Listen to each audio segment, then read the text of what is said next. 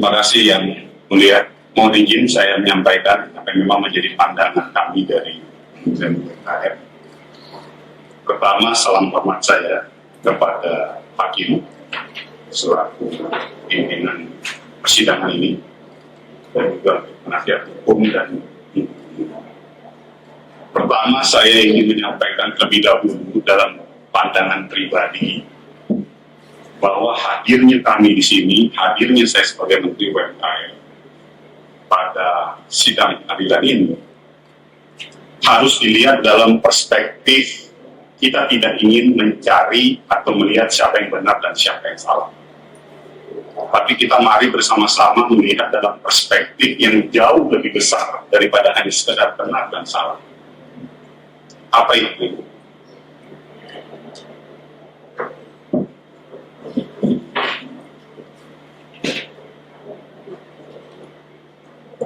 Ada pertanyaan yang paling sederhana dalam diri kita. Pasca proses hukum yang berjalan, telah terjadi 17 orang kehilangan kesempatan bekerja. Satu entitas bisnis usaha hilang. Contoh kasus Mas Banjar sangat berpotensi terjadi di seluruh wilayah Indonesia. Pertanyaan yang paling sederhana bagi saya ingin menyentuh hati nurani kita semua. Apakah ini yang kita mau? Apakah proses hukum ini yang kita inginkan? Itu catatan utamanya yang mulia. Mohon izin saya membacakan amicus curiae saya.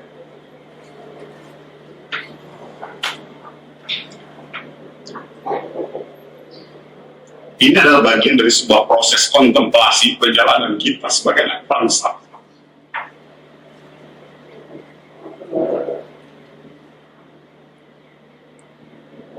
Penegakan hukum wajib kita jalankan.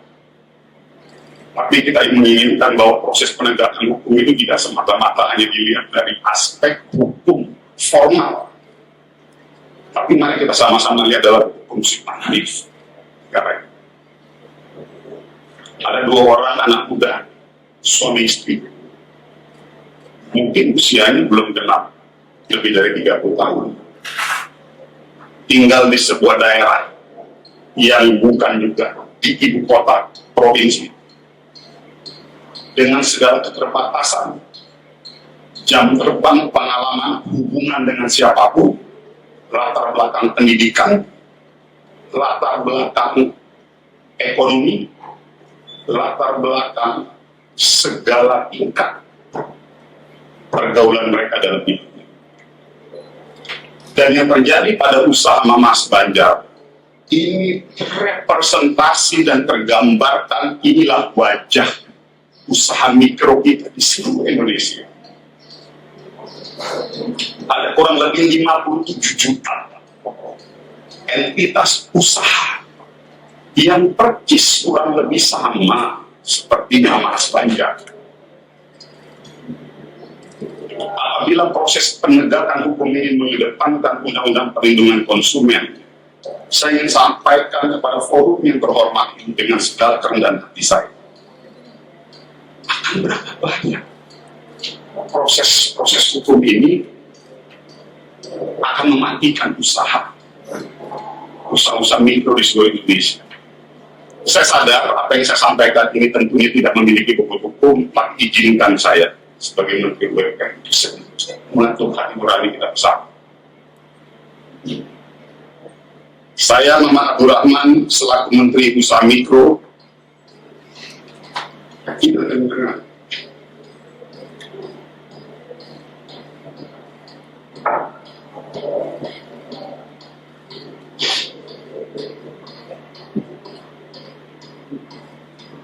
dengan ingin menyampaikan pernyataan sebagai amicus curiae dalam perkara pidana nomor 38/Pitsus/2025 PN/PJB yang didakwakan berdasarkan perbuatan terdakwa sebagaimana diatur dan diancam pidana dalam pasal 62 ayat 1 JO pasal 8 ayat 1 huruf G dan huruf I Undang-Undang Nomor 8 Tahun 99 tentang Perlindungan Konsumen di Pengadilan Negeri Banjarbaru. Dua, kepentingan saya dalam perkara ini tidak bersifat pribadi maupun berkaitan langsung dengan para pihak yang berperkara, melainkan lahir dari komitmen yang telah lama saya membangun dalam memperjuangkan keadilan sosial, penegakan hukum, supremasi hukum, pemberdayaan ekonomi rakyat.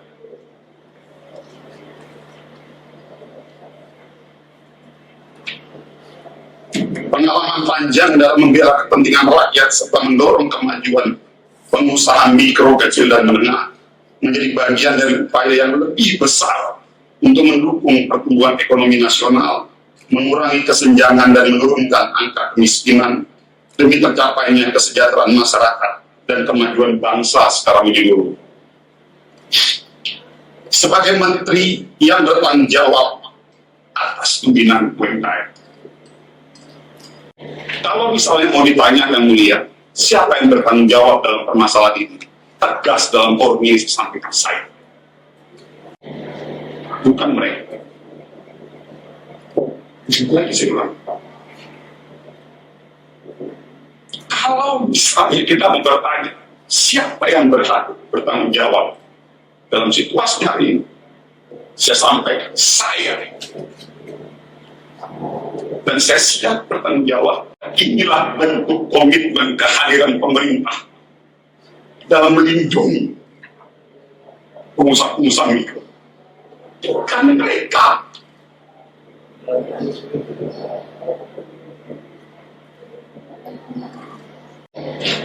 Dan pengalaman sebelumnya sebagai aktivis serta anggota DPR 2 periode yang lama berkecimpung dalam advokasi hak asasi manusia dan perlindungan hukum masyarakat sipil, saya memandang penting untuk memberikan pandangan hukum yang objektif dan proporsional dalam perkara ini, dengan harapan bahwa kontribusi saya dapat memberikan pandangan yang berharga bagi Majelis Hakim dan Pengadilan Negeri Banjarbaru dalam menyikapi perkara ini. Saya percaya bahwa Majelis Hakim dan Pengadilan Negeri Banjarbaru sebagai persona dan lembaga yang independen akan mempertimbangkan keadilan yang sejati dan kepentingan bangsa yang lebih luas, khususnya dalam mencapai pertumbuhan ekonomi yang telah ditargetkan oleh pemerintah. Tujuan utama dari pernyataan ini adalah untuk satu, menyampaikan pandangan hukum mengenai posisi pengusaha UMKM dalam kerangka demokrasi ekonomi sebagaimana diamanahkan dalam pasal 33 Undang-Undang Dasar 1945 dan Pak MPR nomor 16 /MPR/98. B. Menjelaskan arti penting UMKM dalam mewujudkan kesejahteraan rakyat dan pertumbuhan ekonomi yang inklusif dan berkelanjutan. C. Menjelaskan bahwa perlindungan konsumen tidak boleh serta-merta hanya sekedar memidanakan pengusaha UMKM. Apabila pelanggaran yang terjadi lebih tepat diselesaikan melalui pendekatan administratif dengan lebih mengedepankan aspek pembinaan. D. Menegaskan pentingnya penerapan asas ultimum remedium dalam penegakan hukum ekonomi agar sanksi pidana benar-benar dijadikan sebagai upaya terakhir dan tidak menimbulkan disinsentif terhadap pengusaha UMKM yang sedang berkembang. 5. Saya berharap pandangan ini dapat membantu Majelis Hakim yang memeriksa perkara ini untuk melihat konteks hukum, sosial, dan ekonomi secara lebih komprehensif, sehingga patut putusan yang diambil mencerminkan keadilan yang substantif, perlindungan hukum yang berimbang, dan semangat pemberdayaan ekonomi kerakyatan sesuai dengan prinsip demokrasi ekonomi Indonesia. Bab kedua, mohon maaf, saya pikir yang mulia sudah menjelaskan terkait apa itu amicus curiae. Saya masuk kepada bab 3, ringkasan fakta hukum, yang saya pikir ini juga tidak perlu saya jelaskan karena sudah ini. Tapi ada satu hal yang ini mungkin bisa menjadi bahan pertimbangan kita semua. Saudara Firly dan istrinya Ani masuk dalam kategori nasabah yang baik dan taat dalam membayar utang kepada Bank BRI. Artinya apa?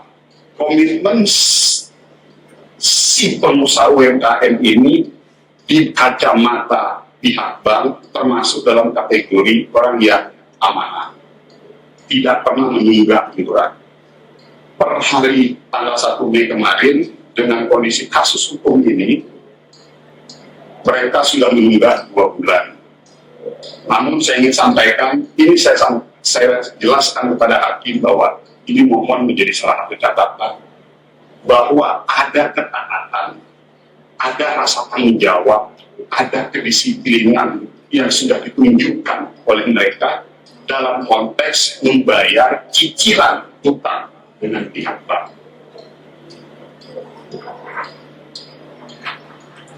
Bab 4, pengusaha UMKM harus dilindungi demi kepentingan ekonomi nasional. Data Sakernas tahun 2024 mencatat kurang lebih ada 56 juta UMKM, yang itu kurang lebih sekitar 99% dari total entitas usaha mikro, kecil, dan menengah. Artinya ada 99,9% semuanya masuk dalam kategori mikro. Artinya ini adalah bagian dari tugas dan tanggung jawab kami Kementerian UMKM untuk memberikan perlindungan, memberikan pembinaan, serta pendampingan kepada mereka-mereka. Kembali lagi tadi yang mulia, saya sampaikan di awal, kalau misalnya ada yang mau ditanya kepada semuanya, siapa yang paling bertanggung jawab? Saya.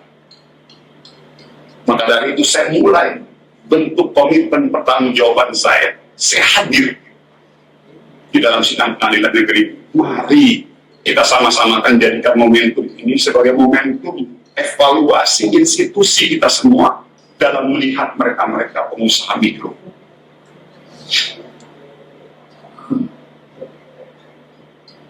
Sejalan dengan proporsi tersebut, UMKM telah menyerap lebih dari 97% tenaga kerja nasional dan berkontribusi terhadap PDB nasional kita sebesar 61%. Mereka adalah guardian ekonomi bangsa, yang mereka tidak pernah mengeluh dan selalu ada di depan di saat krisis ekonomi ini melanda. Para pengusaha UMKM itu berdasarkan pengalaman kami bukan benar-benar menghendaki menjadi entrepreneur, melainkan disebabkan sektor formal tidak berkembang, yang membuat lapangan pekerja menjadi terbatas. Untuk menghidupi keluarga, mereka membuat usaha kecil-kecilan tanpa perencanaan, analisis market, ataupun analisis potensi. Poinnya saya mau sampaikan, mereka orang yang punya keterbatasan. Itulah perlunya hadirnya kami, hadirnya dinas provinsi, hadirnya dinas kabupaten kota untuk mendampingi mereka. Berat yang mulia. Tetapi itulah tugas yang memang harus kami jalankan. Bahwa tidak mudah memberikan pelatihan, pendampingan kepada mereka-mereka. Tetapi apapun itu harus kita jalankan. Usaha mikro dan kecil umumnya bersifat informal, tidak terhubung ke dalam rantai pasok, tidak didukung oleh pembiayaan formal dan sangat rentan. Namun di sisi lain, usaha mikro dan kecil memiliki kemampuan menyesuaikan diri pada perubahan dan daya lenting yang tinggi dari berbagai krisis ekonomi. Bank Indonesia dalam buku profil bisnis usaha mikro, kecil, dan menengah tahun 2015 mengungkapkan para pelaku ekonomi rakyat ini tetap kokoh saat terjadi krisis ekonomi tahun 97-98. Lalu kemudian jumlahnya meningkat pasca krisis. Hari ini perekonomian global sedang diguncang oleh berbagai tekanan yang datang silih berganti. Gejolak geopolitik, krisis energi, inflasi, dan ketidakpastian pasar dunia memberi dampak nyata terhadap perekonomian nasional. Indonesia seperti banyak negara lainnya tidak kebal terhadap gelombang ini. Di tengah tekanan global, UMKM adalah simbol ketahanan ekonomi nasional. UMKM menjaga agar jutaan keluarga tetap memiliki penghasilan, menciptakan peluang kerja di tengah kelusuan industri dan menggerakkan ekonomi lokal. Lebih dari itu, UMKM berkontribusi pada stabilitas sosial. Ketika masyarakat tetap bisa berusaha, tetap bisa makan, tetap punya harapan, itu adalah bentuk pertahanan negara yang paling kokoh hari ini. Yang kelima, oleh karenanya, di dalam Rencana Pembangunan Jangka Menengah Nasional RPJMN tahun 2025-2029 yang tertuang dalam Perpres nomor 12 tahun 2025, UMKM bukan cuma sekedar pelengkap ekonomi, tetapi didudukan sebagai aktor utama dalam mendorong pertumbuhan inklusif, adil, dan berkelanjutan. Yang keenam, namun UMKM tidak bisa berjalan sendiri. Negara, kami harus hadir menunjukkan keberpihakannya. Mereka butuh dukungan nyata berupa akses pembiayaan yang adil, pembinaan dan pendampingan, digitalisasi, perizinan yang mudah, dan juga perlindungan hukum. Kehadiran negara ditandai dengan diterbitkannya Undang-Undang Nomor 20 Tahun 2008 tentang UMKM yang disempurnakan dengan Undang-Undang Nomor 6 Tahun 2023 Cipta Kerja. Undang-undang tersebut didetilkan oleh Peraturan Pemerintah Nomor 7 Tahun 2021 tentang kemudahan, perlindungan, dan pemberdayaan koperasi dan usaha mikro, kecil, dan menengah. Peraturan Pemerintah Nomor 7 Tahun 2021 hadir sebagai upaya membangun ekosistem yang sehat, di mana pengusaha-usaha mikro dan usaha kecil punya kesempatan yang setara untuk berkembang dan adanya perlindungan yang adil ketika berhadapan dengan hukum. Pasal 48 dan pasal 50 Peraturan Pemerintah Nomor 7 Tahun 2021 dengan tegas mewajibkan pemerintah pusat dan pemerintah daerah menyediakan layanan bantuan dan pendampingan hukum bagi usaha mikro dan usaha kecil, baik yang dilakukan oleh instansi pemerintah itu sendiri atau bekerja sama dengan advokat, lembaga bantuan hukum, maupun perguruan tinggi di dalam maupun di luar pengadilan.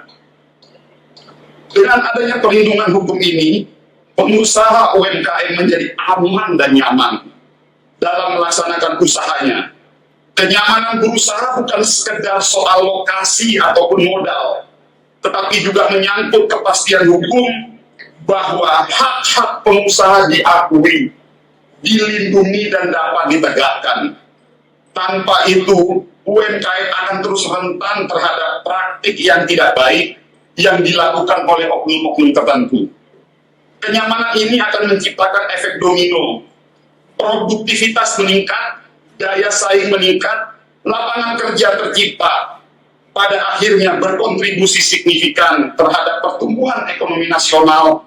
Dengan memberikan kepastian dan rasa aman, negara sedang membangun fondasi ekonomi yang sehat, berkelanjutan, dan inklusif.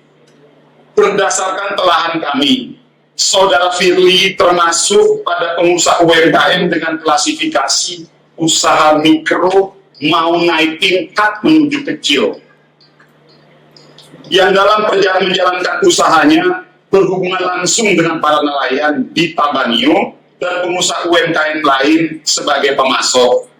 Oleh karena itu, menjadi sangat penting untuk mendapatkan perlindungan hukum dalam menjalankan usahanya.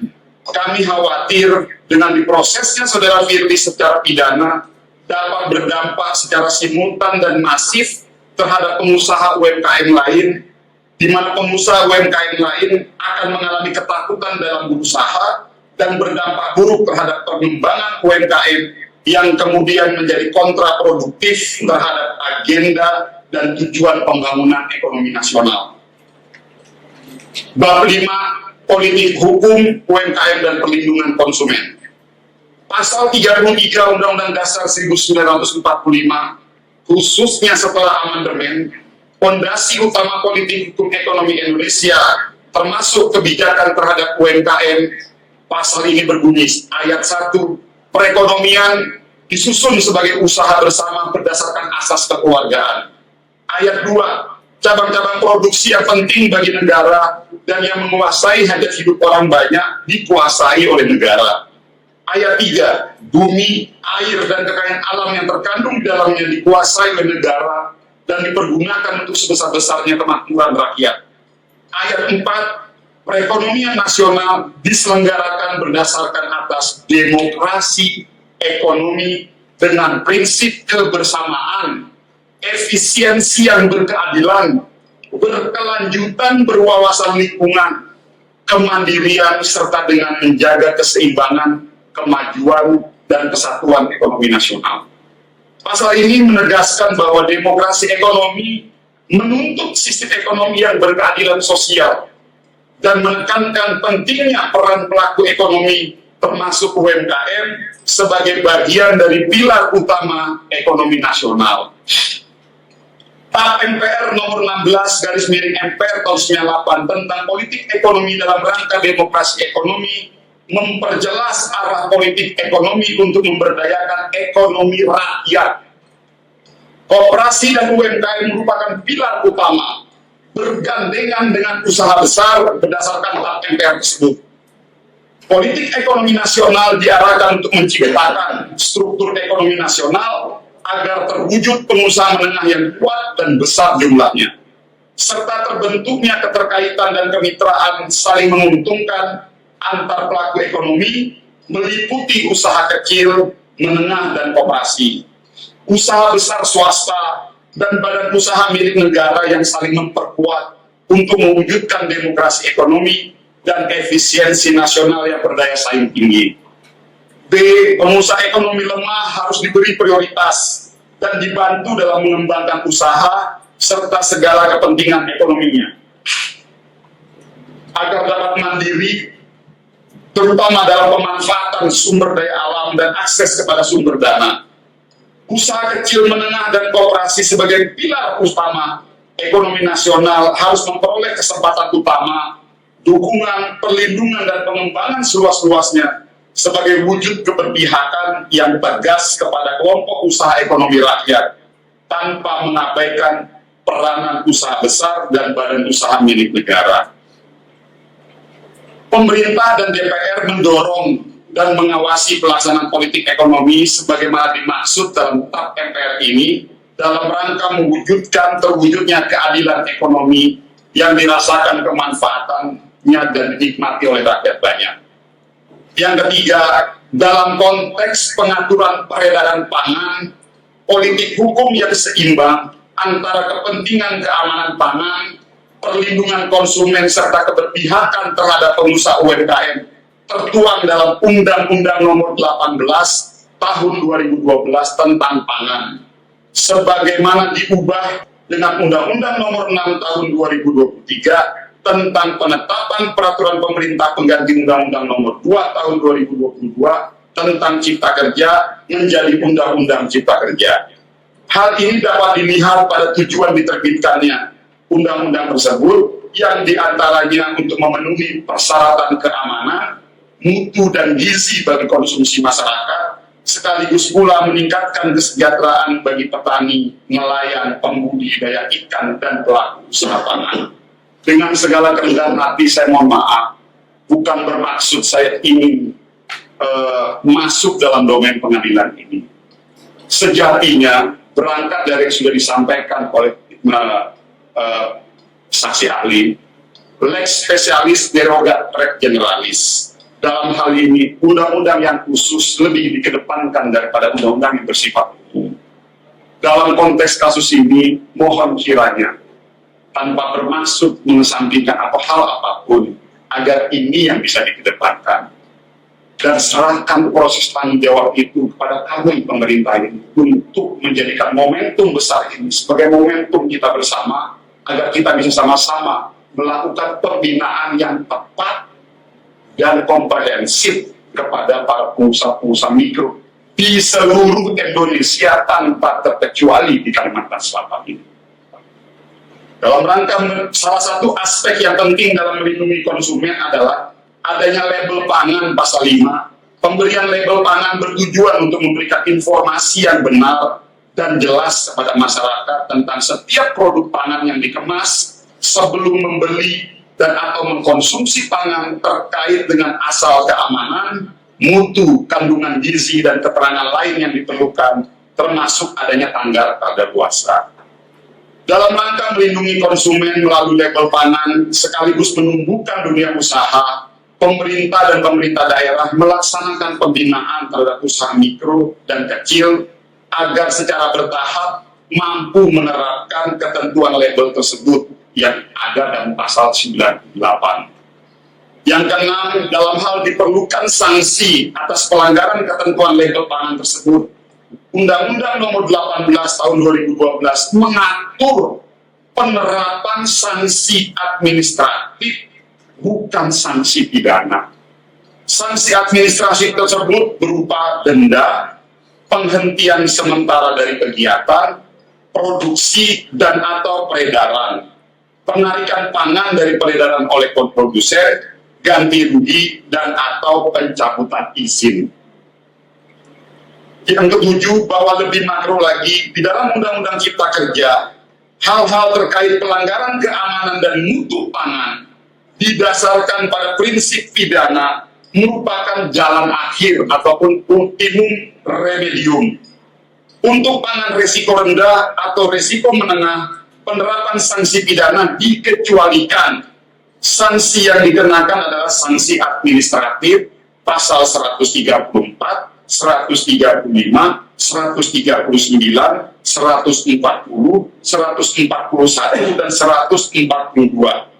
Adanya pengecualian terhadap pelaku usaha beresiko rendah dan menengah menunjukkan pendekatan hukum yang tidak semata-mata represif, tetapi juga restoratif, yaitu memberikan ruang pembinaan dan koreksi bagi UMKM tanpa langsung dikenai sanksi pidana. Yang ketujuh, kami menghormati, sekali lagi 100% kami menghormati kewenangan aparat penegak hukum dalam perkara ini.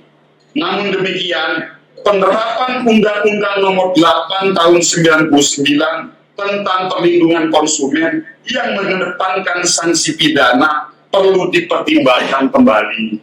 Selain bertentangan dengan politik hukum pidana, merupakan jalan akhir, yaitu ultimum remedium. Juga bertentangan dengan Undang-Undang Dasar 1945 dan TAP MPR nomor 16/MPR/98. Lex specialis, lex superior, derogat legis inferior. Aturan yang hierarkinya lebih tinggi mengalahkan aturan yang hierarkinya lebih rendah. Oleh karenanya, penerapan Undang-Undang Nomor 18 Tahun 2012 dan Undang-Undang Cipta Kerja terhadap pelanggaran di bidang pangan merupakan hal yang perlu dipertimbangkan sebagai aturan yang bersifat khusus, lex specialis derogat lex generali. Aturan yang sederajat bersifat lebih khusus mengalihkan aturan yang bersifat lebih umum. Yang terakhir, kesimpulan dan rekomendasi. Amicus Curiae ini disampaikan oleh saya, Maman Abdurrahman, Menteri Usaha Mikro, Kecil, dan Menengah Republik Indonesia, sebagai bentuk komitmen saya dalam mendorong kemajuan pengusaha UMKM menjadi bagian dari upaya yang lebih besar untuk mendukung pertumbuhan ekonomi nasional, mengurangi kesenjangan, dan menurunkan angka kemiskinan demi tercapainya kesejahteraan masyarakat dan kemajuan bangsa secara menyeluruh. Yang kedua, tujuan saya atau kami dalam memberikan Amicus Curiae ini adalah sebagai bentuk empati dan dukungan terhadap proses hukum yang sedang berlangsung pada pengusaha UMKM di seluruh Indonesia pada umumnya dan perkara yang dialami oleh Saudara Firly yang didakwa melanggar ketentuan dalam Undang-Undang Nomor 8 Tahun 99 tentang Perlindungan Konsumen. Melalui amicus curiae ini atau sahabat pengadilan, saya menegaskan bahwa pendekatan hukum terhadap pengusaha UMKM, khususnya dalam pelanggaran pelabelan produk pangan, seharusnya mengedepankan prinsip ultimum remedium, yaitu pidana sebagai upaya terakhir. Hal ini sejalan dengan semangat pasal 33 Undang-Undang Dasar 1945, TAP MPR nomor 16/MPR/98, Undang-Undang nomor 20 tahun 2008 tentang UMKM, serta Undang-Undang nomor 6 tahun 2023 dan Peraturan Pemerintah nomor 7 tahun 2021.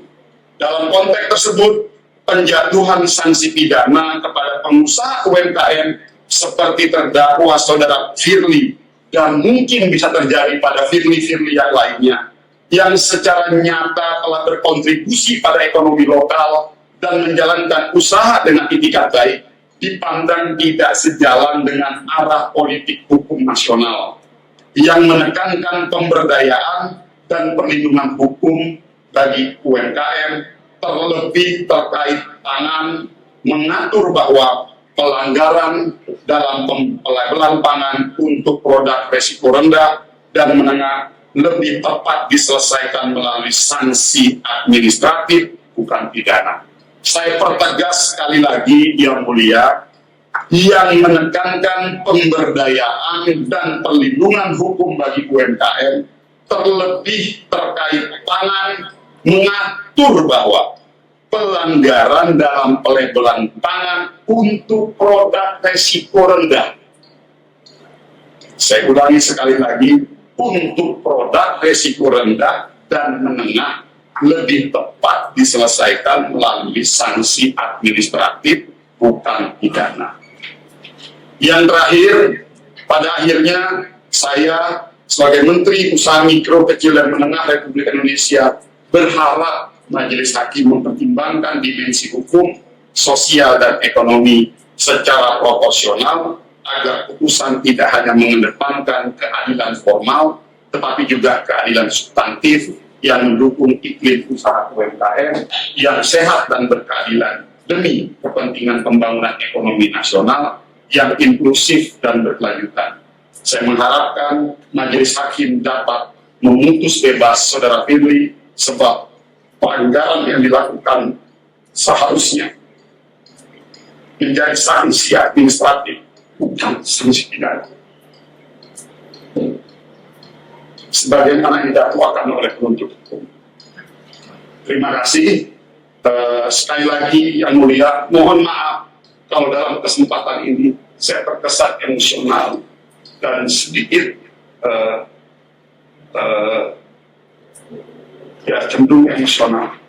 Karena ini adalah suara jeritan situasi kekinian para pengusaha mikro kita di seluruh Indonesia. Sekali lagi, saya tidak mengatakan ini terjadi hanya di Kalimantan Selatan.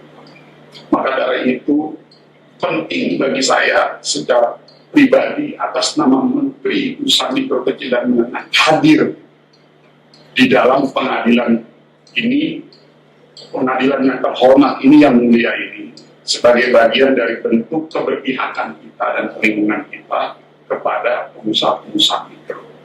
Namun, di satu sisi kita juga tidak ingin bahwa momentum ini dijadikan oleh sebagian pengusaha-pengusaha mikro untuk membuat mereka menjadi lalai dan teledor di dalam menyiapkan administrasi, pelengkapan dokumen, dan lain sebagainya. Tetapi dari awal sampaikan, biarkan itu menjadi tanggung jawab kami untuk terus melakukan pembinaan kepada mereka, di mana perpanjangan tangan kami salah satunya di Kalimantan Selatan ini adalah dinas provinsi dan juga dinas kabupaten dan kota. Sekali lagi, Yang Mulia, mohon maaf dengan segala kerendahan hati, mohon maaf dengan segala kerendahan hati bahwa apa yang saya sampaikan ini semata-mata demi untuk memberikan perlindungan kepada seluruh pengusaha mikro di seluruh Indonesia, pengusaha kecil dan menengah, dalam rangka untuk mendongkrak perekonomian nasional kita di Indonesia. Terima kasih. Semoga hadirnya saya di dalam sidang yang terhormat yang mulia ini tidak diterjemahkan sebagai bentuk intervensi hukum, tidak diterjemahkan sebagai bentuk untuk melakukan hal-hal di luar mekanisme persidangan, tetapi sekali lagi itu semua menjadi keputusan yang mulia, dan semoga apapun keputusannya pada sidang pengadilan ini bisa kita jadikan sebagai pembelajaran yang sangat berharga bagi kita semua, pelajaran bagi seluruh masyarakat Indonesia dan juga bagi kami pemerintah. Terima kasih yang mulia. Ya, terima kasih Pak Menteri tadi sudah menyampaikan.